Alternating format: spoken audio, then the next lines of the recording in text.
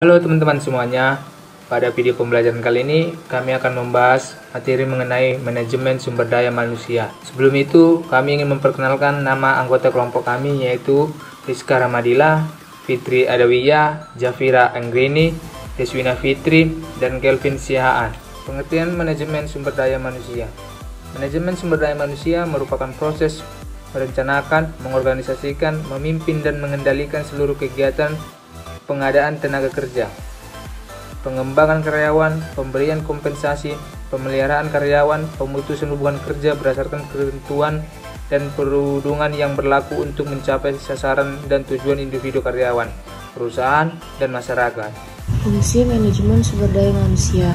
A. Perencanaan SDM, yaitu aktivitas utama manajemen sumber daya manusia meliputi penyelenggaraan aktivitas jabatan dan desain pekerjaan yang digunakan untuk menentukan persyaratan khusus dari jabatan individu di dalam organisasi, memperkirakan kebutuhan SDM yang diperlukan organisasi untuk mencapai tujuannya, mengembangkan dan mengimplementasikan rencana organisasi.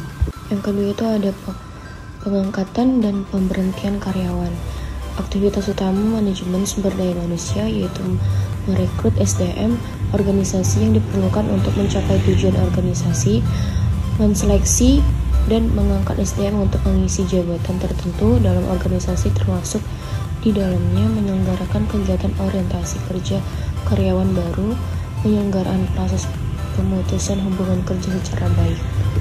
Yang ketiga itu ada pengupahan dan pemberian tunjangan, yaitu aktivitas utama pengupahan dan pemberian tunjangan mencakup pendesain dan mengimplementasikan sistem kompensasi di semua karyawan, memastikan bahwa kompensasi adil dan wajar serta konsisten, pendesain dan implementasi sistem tunjangan bagi semua karyawan, penilaian kinerja kerja, penghargaan dan pengembangan karir, yaitu aktivitas utama penilaian kinerja kerja, penghargaan dan pengembangan karir mencakup pendesain sistem untuk penilaian kinerja karyawan secara individual, pendesain dan mengimplementasikan sistem penghargaan bagi semua karyawan, pemberian bantuan kepada karyawan dalam pengembangan dan perencanaan karir, pelatihan dan pengembangan, yaitu aktivitas utama seperti pendesain dan mengimplementasi program-program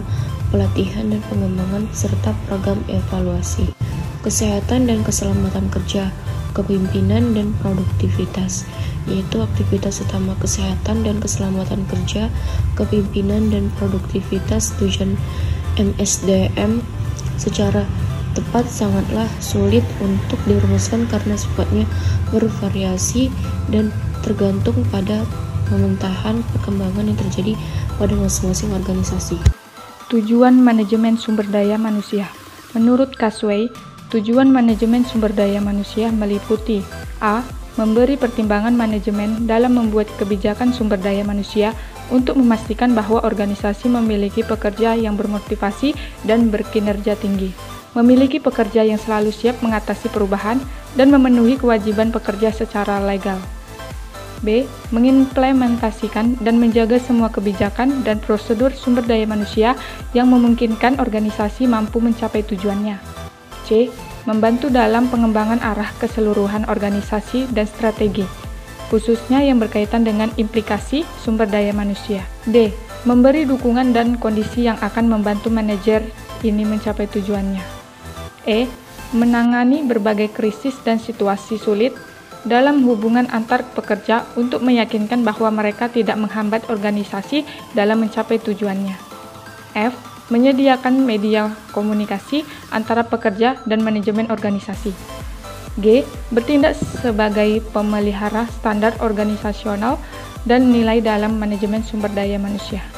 Case menyatakan adanya 4 kebijakan utama dalam MSDM, yaitu 1. Employee influence, pengaruh atau keikutsertaan karyawan sebagai strategi untuk mempengaruhi dan mengarahkan karyawan agar bertanggung jawab terhadap pekerjaan yang dimiliki. 2. Human Source Flow, alur SDM. Pengertian dari Human Source Management itu sendiri adalah suatu cara yang dibuat untuk mengatur sumber daya tenaga kerja yang ada di dalam perusahaan. 3. Reward system. Sebuah sistem yang feedback positif yang diberikan perusahaan atas pencapaian yang telah dilakukan oleh karyawan. 4.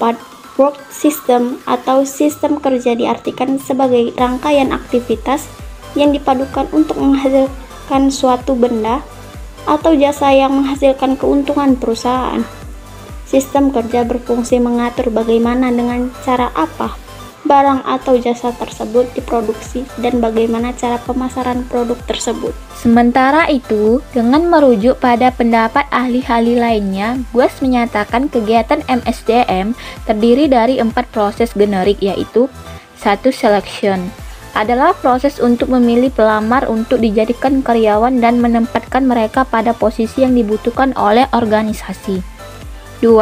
Appraisal adalah evaluasi yang sistematis terhadap kinerja dan kemampuan karyawan sehingga dapat merencanakan pengembangan karir yang lebih lanjut bagi karyawan yang bersangkutan. 3. Red Watch adalah feedback positif yang diberikan perusahaan atas pencapaian yang telah dilakukan oleh karyawan.